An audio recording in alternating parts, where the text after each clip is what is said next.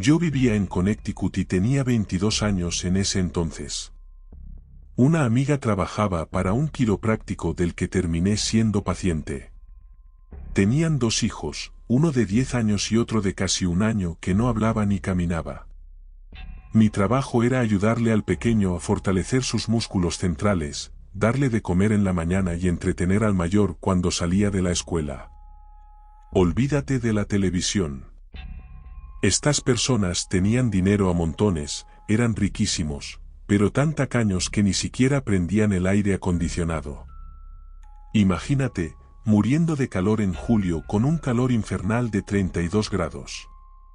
Eran el tipo de gente que ponía un cubo con hielo frente a un ventilador en lugar de usar el aire central, a pesar de su riqueza. Tenían 2 perros, un pastor alemán de 1 año al que vi que el padre de los niños golpeaba mucho, eso me partía el corazón. Lo hacía cada vez que el perro se portaba mal. Dejé de avisar cuando me saltaba o hacía algo porque no quería ser responsable del maltrato que sufría el pobre animal. También tenían un Yorkshire de 3 años. Lo vi una vez que el hombre lo lanzó del balcón, que era casi un segundo piso. Pobre criatura. Se escapaba por la cerca siempre que podía, y al atraparlo, terminaban golpeándolo y encerrándolo en el garaje sofocante. Menciono esto porque es importante, la esposa nunca usaba nada más que pantalones. Creo que sufría un abuso terrible a manos de su marido, quien solía golpearla en las piernas. Por eso, ella se tapaba con pantalones largos para que nadie lo supiera. El hijo mayor, de 10 años, era un sociópata y un monstruo disfrazado de niño. Sin embargo, para su padre, nunca hacía nada malo. Lo único que recuerdo es que el padre le pegaba puñetazos en las costillas al niño cuando consideraba que se había portado mal, pero siempre con los nudillos para no dejar marcas. La cantidad de golpes que presencié como niñera era aterradora. Pero aún peor eran las amenazas que recibía del padre.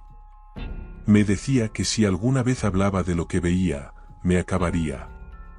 Afirmaba ser amigo de la policía y aseguraba que podía destruir mi vida si abría la boca.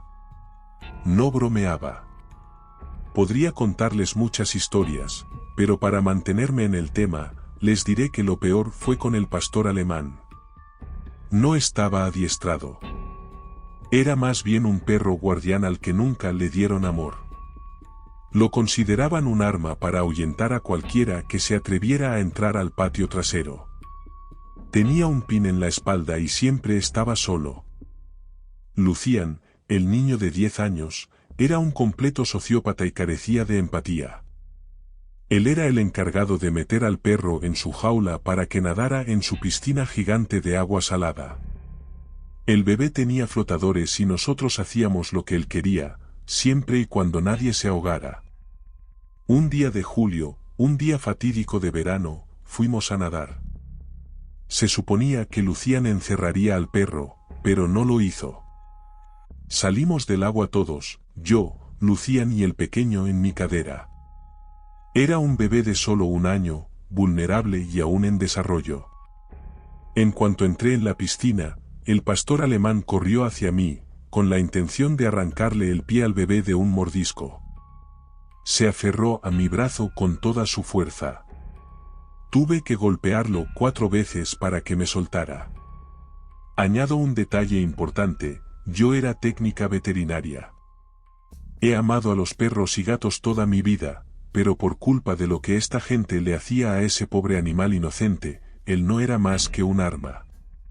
Finalmente logré zafarme del perro, hiperventilando. A los 4 años, un Golden Retriever me arrancó casi toda la nariz. Lucian, ese mocoso endemoniado, no mostró ningún remordimiento. Sabía que el perro atacaría al bebé y por eso debía estar enjaulado cuando estábamos afuera. Era un maldito chiquillo enfermo. Yo lloraba sin parar y le dije que se fuera a su habitación. Aunque realmente hubiera deseado poder hacer más, estaba segura de que su padre lo golpearía con saña. Llamé al padre, esperando un poco de comprensión. Pero en lugar de entender que su hijo no había hecho lo que le pedí, ya que yo no debía sacar al perro, me culpó por no haber hecho bien mi trabajo. Al final, ese pequeño mocoso de sociópata, no me cabe la menor duda, consiguió que me despidieran. Además, se cayó del scooter, se golpeó un diente de leche, y por supuesto, la culpa también fue mía. Cabe destacar que había cámaras por todas partes. Yo estaba ahí, observando cómo los dos niños hacían todo lo que yo debía hacer. Sin duda, este ha sido uno de los peores momentos de mi vida. Honestamente, me sentí aliviada de que me despidieran porque nunca más quería volver a ver a esa gente horrible. Yo era dulce y amable. Le leía Harry Potter al pequeño bebé todas las mañanas, lo ayudaba a moverse y a hacer sus extrañas flexiones. Incluso empezó a caminar. Pero ese niño mayor era simplemente horrible. También había cámaras por todas partes, en serio, por todas partes, incluso escondidas en la casa. Sinceramente, no dudo que incluso estuvieran en el baño, lo que me da escalofríos hasta el día de hoy. No dudo que ese niño se convertirá en un asesino en serie. Nunca en mi vida he conocido a una persona más despreciable y retorcida, ni al padre ni al hijo. Sufro de un terrible trastorno de estrés postraumático, no solo por eso, sino también por todas las cosas violentas que presencié. Pero esto fue la gota que colmó el vaso. Han pasado casi 9 años y todavía lo tengo fresco en mi mente. Así que, por favor, antes de aceptar un trabajo de niñera, asegúrate de saber con qué tipo de monstruos vas a trabajar. Podrías estar cuidando a un pequeño demonio.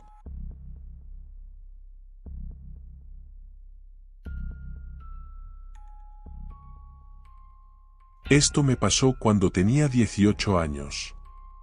Acababa de graduarme de la secundaria en agosto y mi vecina me preguntó si me gustaría cuidar a sus hijos porque la niñera iba a irse de vacaciones.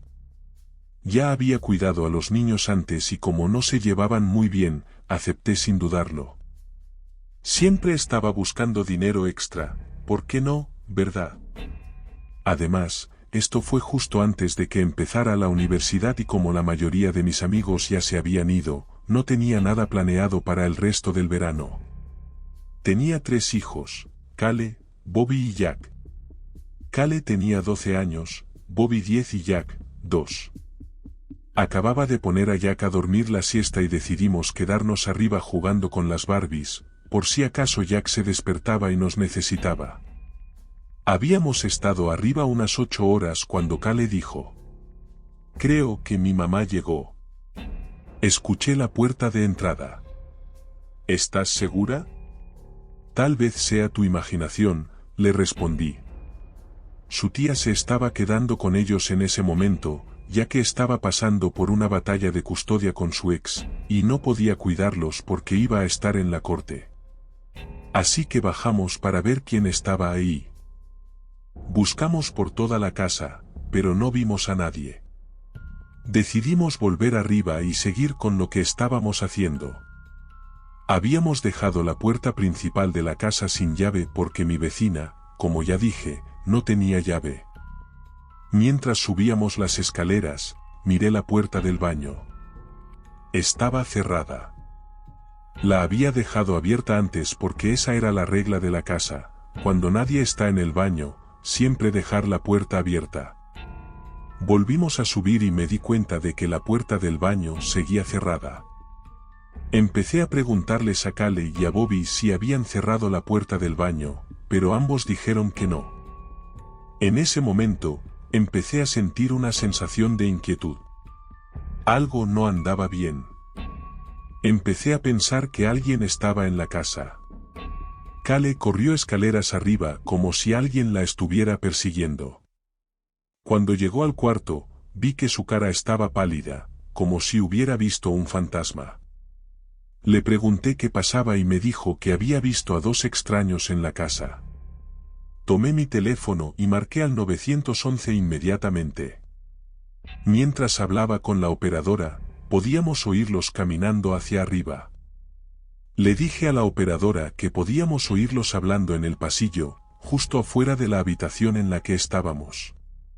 Ella me preguntó si la habitación tenía llave y le dije que sí. Me dijo que cerrara la puerta inmediatamente y que nos quedáramos en silencio. Que la policía estaba en camino. Unos minutos después, se escucharon pasos bajando las escaleras. No sabíamos si solo estaban bajando para saquear la casa o si se habían ido. 2 minutos después, se escuchó un golpe en la puerta. Podíamos oír a quienes presumimos eran los intrusos gritar: «¡Corran! ¡Es la policía! Tenemos que salir de aquí». Corrimos escaleras abajo, abrimos la puerta y la policía estaba ahí. Nos dijeron que saliéramos y camináramos por la acera mientras ellos revisaban la casa. Salieron unos 10 minutos después. Dijeron que no habían encontrado a nadie en la casa y que nunca hubo nadie en el baño. Todavía no sabemos qué pasó, pero los intrusos que estaban ahí probablemente se escaparon. Supongo que salieron por el patio trasero o algo así. Terminamos esperando afuera de la casa, y como yo vivía justo al lado, la policía nos dijo que fuéramos a casa de mis padres y que nos quedáramos ahí hasta que la mamá de los niños llegara del trabajo, por si acaso los intrusos regresaban. Al final, no pasó nada más. Los intrusos, desafortunadamente, nunca fueron atrapados, pero tampoco volvieron. Estoy muy agradecida de que ninguno de nosotros resultara herido o peor, pero siendo una joven de 18 años recién graduada de la secundaria, esta fue una de las experiencias más aterradoras de mi vida. Recuerden, amigos, siempre, y cuando digo siempre, cierren sus malditas puertas. Nunca sabes quién pudiera entrar para arruinarte la vida.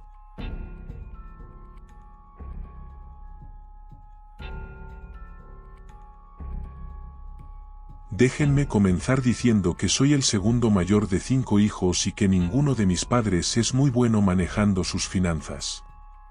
Mi madre, por ejemplo, una vez pagó la factura del cable antes que la de la luz porque, y cito, no quiero perderme mis programas.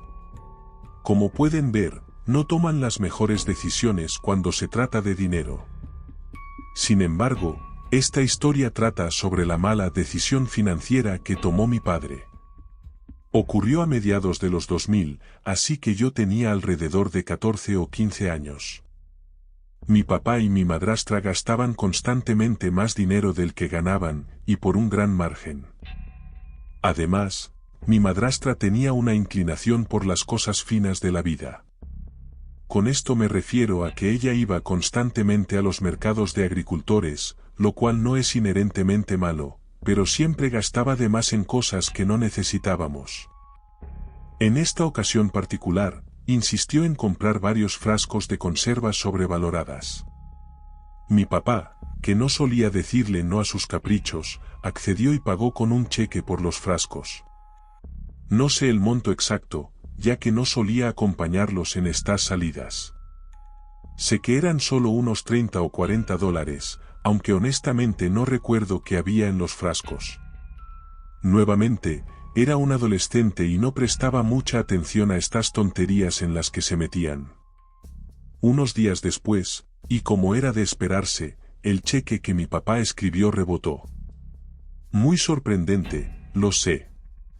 Como la mayoría sabe, esto no suele ser un gran problema, especialmente por algo tan simple como conservas de $30 o $40. Pero, como resultó ser, fue un gran problema para el tipo que manejaba el puesto donde compraron las conservas. Tengan en cuenta que de ninguna manera estoy justificando el hecho de escribir un cheque sin fondos, especialmente cuando sabes muy bien que no tienes dinero para cubrirlo. Pero lo que este tipo nos hizo pasar durante las siguientes semanas hace que lo que hicieron mis padres parezca insignificante en comparación. Después de que el tipo descubrió que el cheque rebotó, comenzó toda la locura. Empezó llamando a la línea fija, sí, todavía existían en ese entonces, cientos de veces al día exigiendo su dinero. Era tan malo que rara vez podíamos hacer una llamada porque él estaba llamando. Y esto fue mucho antes de que los teléfonos celulares fueran tan comunes como lo son ahora. Así que, como adolescente, la línea fija era mi vínculo con todos mis amigos. Recuerden que también éramos bastante pobres y nuestro teléfono de casa no tenía identificador de llamadas, así que ni siquiera podíamos saber si era este imbécil llamando o no. Las llamadas empezaron de manera inocente, con el tipo simplemente exigiendo su dinero, pero eventualmente, cuando mi papá se negó a pagarle, el tipo se volvió desagradable, amenazando a cualquiera y a todos los que contestaban el teléfono. En una de las veces que llamó, mi hermano menor, a quien llamaremos Kyle por razones de privacidad, contestó el teléfono. Kyle era 8 años menor que yo, así que tendría solo 6 o 7 años en ese momento. Este tipo procedió a regañar a mi hermano pequeño e incluso amenazó con secuestrarlo y mantenerlo hasta que mi padre le pagara lo que le debía.